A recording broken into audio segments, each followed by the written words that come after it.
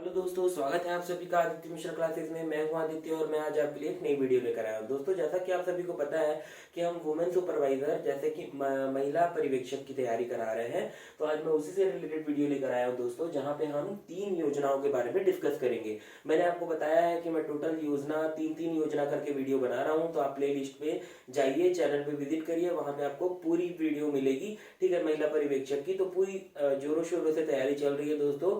Please channel को visit करिए, subscribe करिए और दोस्तों तक शेयर करिए। ठीक है, तो चलिए देखते हैं हमारी पहली योजना कौन सी है। तो योजना है आपका दत्तक पुत्री योजना। ठीक है, दत्तक पुत्री योजना के अंतर्गत क्या कहा गया है, तो दत्तक पुत्री योजना के अंदर ये योजना केवल और केवल बालिकाओं के लिए है। ठीक है, बालिकाओं के लिए है, जो कि आपका क्या बोलते हैं, मिडिल सेक्शन पे है और हायर सेक्शन पे है। ठीक है, मतलब कि 1 से लेकर 8वीं और 8वीं से लेकर 12वीं। ठीक है, 2 प्राथमिक शाला और माध्यमिक शाला, मतलब प्राथमिक शाला मतलब 1 से लेकर 5वीं तक, और माध्यमिक शाला हो गया आपका मतलब 5वीं से लेकर 8वीं तक। ठीक है, तो यही है। ठीक है, 1 से 5वीं और 5वीं से 8वीं। ठीक है, इन्हीं के लिए है, कुछ स्टाइफंड दिया जाएगा इन्हें साल में। ठीक है, और ये योजना किस लिए आरंभ की गई थी, तो बालिका शिक्षा को बढ़ावा देने के हेतु समाज में जागरूकता जगाने के लिए ये योजना आपको लागू की गई थी। क्योंकि बहुत सारे गांव में क्या करते हैं, बच्चों के ऊपर ज्यादा पैसा खर्चा होता है, इसलिए लड़कियों को पढ़ाते ही नहीं है। क्योंकि उनको लगता है कि हम इनमें पैसा डाल रहे हैं लेकिन यहाँ से कुछ रिटर्न नहीं मिलेगा हमको। ठीक है, मतलब रिटर्न कुछ नहीं मिल रहा है। ठीक है, क्योंकि हमको लड़की किसी और के घर चले जाएगी तो उनको क्या बोलते हैं, उसका फायदा मिलेगा। ठीक है, तो ये ऐसी सोच नहीं है, लेकिन लोग ऐसा सोचते थे पहले, इसलिए सरकार ने ये योजना लाई थी। ठीक है, तो इसका क्या है, ऐसी बालिकाएं जिसकी पढ़ाई का खर्च उनके पालक नहीं कर पा रहे, तो उन्हें समाज सेवी संस्थाओं से आर्थिक रूप में सहयोग दिलाया जाता था। ठीक है, आर्थिक रूप में सहयोग दिलाया जाता था। समाज सेवी संस्था, बहुत सारे एनजीओ हैं, ठीक है, जो कि हेल्प करना चाहते हैं, लेकिन उन्हें उस समूह तक, उस क्या बोलते हैं, जो परिवार तक पहुंचने में बहुत असुविधा होती है। तो सरकार ने उन्हें एक उनकी उनके बिहाफ में एक ऐसी योजना बनाई जिसका नाम रखा दत्तक पुत्री योजना, कि उनके थ्रू उनको हेल्प दिलाए। ठीक है, और क्या बोलते हैं, उन तक क्या बोलते हैं, वो सुविधाजनक जो स्कीम का लाभ है वो पहुंच पाए। ठीक है, तो इसमें क्या हुआ, प्राथमिक शाला को 300 रुपया प्रति ईयर। ठीक है, ये याद रखिएगा, प्रति ईयर है, प्रति माह नहीं है ना, ये माह नहीं है, ये ईयर है। ईयर मतलब साल में, एक साल में 300 रुपया। माध्यमिक शाला वालों को एक साल में 400 रुपया, प्लस इसके साथ साथ उनकी ड्रेस का खर्चा, उनके भोजन का खर्चा, ये क्या है, स्कूल के जो एनजीओ ग्रुप इनके साथ जो हेल्प करते थे वो उठाते थे पूरा। ठीक है, मतलब कि आपका 1 से लेकर 8वीं तक की जो कक्षा है, जो पढ़ाई है, वो पूरी की पूरी टोटल फ्री हो गई। ठीक है, फ्री ऑफ कॉस्ट। ठीक है, नेक्स्ट योजना देखते हैं। नेक्स्ट योजना क्या है, तो महिला जागृति शिविर। महिला जागृति शिविर मतलब इसी स्कीम से पता चल रहा है कि महिला को जागरूक करने के लिए जो शिविर लगाया जाता था अलग अलग जगह पे, जैसे कि मेला के माध्यम से, या फिर कोई समूह जो क्या बोलते हैं, आपका गांव में लगता है, टोले पे लगता है, या फिर कोई कस्बे पे लगता है, तो इस टाइप का शिविर लगाया जाता था। जैसे क्या होता था पहले, दिक्कत ये होती थी कि महिला को बहुत प्रताड़ित किया जाता था। ठीक है, उनको दहेज के लिए बहुत ज्यादा प्रेशर किया जाता था, और उनको पता नहीं था, जो गाँव वाले लोग हैं उनको ये नहीं पता था कि क्या बोलते हैं आपका कोई ऐसे नियम होते हैं, ऐसे कानून होते हैं कि जिसके जरिए हम अपने पति के ऊपर केस कर सकते हैं, या फिर अपने ससुराल वालों के ऊपर केस किया जा सकता है, और उसके थ्रू हम उनसे क्या बोलते हैं क्या बोलते हैं, उनको उनकी बातों को रखवा सकते हैं, और अपनी परेशानी को क्या बोलते हैं, कानून गवर्नमेंट तक ये परेशानी पहुंचा सकते हैं। तो इसी ये जागरूक शिविर लगाया जाता था, और यहाँ पे महिलाओं को बताया जाता था कि आपके हक की चीजें क्या क्या है। ठीक है, तो ग्राम पंचायत, जनपद पंचायत, और ग्राम पंचायत हो गया, जनपद पंचायत हो गया, और जिला स्तर पर महिलाओं का बाल विकास विभाग द्वारा शिविर संचालन किया जाता था, कानून की योजना बताने के लिए। ठीक है, योजना बताने के लिए, इनके बारे में जागरूक करने के लिए, कानून अधिकारों के बारे में बताने के लिए। जैसे अगर किसी को तलाक देना है तो वो तलाक दे सकती है। पहले क्या होता था, लोग एकदम मतलब बोलते थे कि नहीं, अब तुम हमारे पास से नहीं जा सकते हो, लेकिन आज के डेट में क्या है, वुमन एक इंडिपेंडेंट लेडी है, वो अपना उसका खुद का अधिकार है, वो अपने अधिकारों के माध्यम से जी सकता है। हर किसी का अपना एक अधिकार है, लेकिन पहले क्या होता था, उनको डोमिनेट किया जाता था, उन्हें दबाया जाता था समाज में। ठीक है, योजनाओं के उन्हें कोई जॉब करने की अनुमति नहीं दी जाती थी। ठीक है, उन्हें बाहर जाने की अनुमति नहीं दी जाती थी। ठीक है, तो मतलब ये सब चीजें थी जो कि इन्हें रोकते थी बढ़ने से। ठीक है, ओके।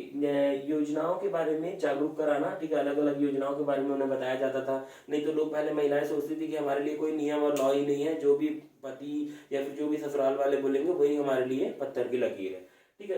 योजना नंबर तीसरी आती है हमारी आयुष्मती योजना। ठीक है, आयुष्मती योजना के अंतर्गत क्या किया गया, ये एक मेडिकल फैसिलिटी दिलाने के लिए योजना निकाली गई थी और इससे आने के सवाल 90% बनते हैं, इसलिए क्योंकि विगत समय पे अभी क्या हुआ हमारी आपका क्या हुआ 2020 से लेकर पूरा 2021, ठीक है, 19 20 21 हम लोग क्या किए हैं, कोविड-19 के क्या बोलते दौर से गुजरे हैं। तो क्या और अभी भी आप जान ही रहे हैं कि केसेस डे बाय डे बढ़ते जा रहे हैं। तो अब हम क्या करेंगे, ये योजना का फोकस आप अच्छे से दीजिएगा और इस योजना को अच्छे से पढ़िएगा। ठीक है, ये योजना लागू हुई थी 1 नवंबर 1999 को। ठीक है, ये योजना 1 नवंबर को 1999 को लागू की गई थी पंचधारा योजना के अंतर्गत। ठीक है, पंचधारा योजना के अंतर्गत 1 नवंबर 1999 में यह योजना लागू की गई थी और 11 जून 2002 को, ठीक है, 1 मिनट यहाँ लिख देता हूँ, 11 जून 2002 को इसमें क्या किया गया था, इसमें आपका ग्रामीण भूमिहीन महिलाओं को भी इसमें शामिल किया गया था।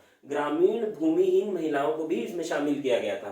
ठीक है, इसका मतलब मकसद क्या था इसका, जो गवर्नमेंट हॉस्पिटल है, मेडिकल कॉलेजेस हैं और नियरेस्ट कोई भी मेडिकल सेंटर या फिर मेडिकल फैसिलिटी वाला जो केंद्र है, ठीक है, वहां पे क्या किया जाता था, 1 वीक का मेडिकल ट्रीटमेंट। अगर कोई भी मतलब कोई बुरी परिस्थिति, कोई ऐसी आपदा है, ठीक है, जिसका मतलब मेडिकल आपका घर में उपचार भी नहीं हो पा रहा है और उनके पास इतने पैसे नहीं है कि वो एक प्राइवेट हॉस्पिटल में जा सके, तो क्या किया गया था, गवर्नमेंट ने एक स्कीम निकाली थी आयुष्मती योजना।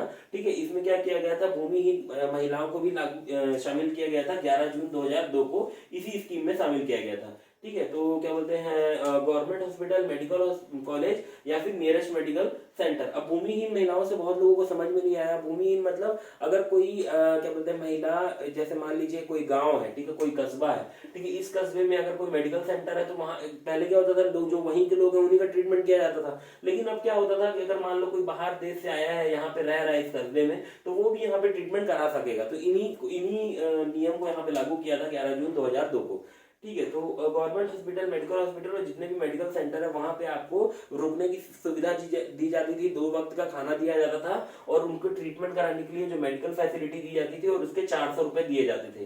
ठीक है, 400 रुपीज दिया जाता था उनको 1 वीक के लिए। ठीक है, 1 वीक के लिए अगर 400 रुपीज, और अगर उससे ज्यादा मतलब 1 हफ्ते से अगर वो ज्यादा रुकते थे वहां पे, तो उनके जो खर्चे होते थे, उनके जो डेली यूज की चीजें लाइक टूथपेस्ट और ये सब वगैरह वगैरह की चीजों के लिए उन्हें जो 1000 रुपए की सहायता राशि दी जाती थी। ठीक है, साथ में उन्होंने क्या हो गया, जो उनके साथ रोगी के साथ आए हुए परिचालक को भी विश्राम करना और 2 वक्त के समय का खाना प्रोवाइड किया जाता था, गवर्नमेंट की तरफ से खाना उन्हें मुफ्त में दिया जाता था। ठीक है, तो ये कुछ स्कीम थी, 3 स्कीम के बारे में मैंने आज आपके साथ चर्चा करी है। ठीक है, 2 स्कीम आपके साथ मैं और चर्चा करूंगा जस्ट इसके बाद, नेक्स्ट वीडियो जो आएगी, ठीक है, आप उसको देख सकते हैं, योजना से रिलेटेड ही वीडियो रहेगी, प्ले लिस्ट में मिलेगी आपको। तो वो जो स्कीम रहेगी, पहली तो रहेगी निर्धन कन्या समूह विवाहिक योजना। ठीक है, दूसरी आपकी रहने वाली है महिला सहायता समूह। ठीक है, ये दोनों से भी क्वेश्चन आने के बहुत ज्यादा चांसेस है, क्योंकि महिला सहायता समूह से रिलेटेड पीएससी 2019 के मेंस में क्वेश्चन आया हुआ था।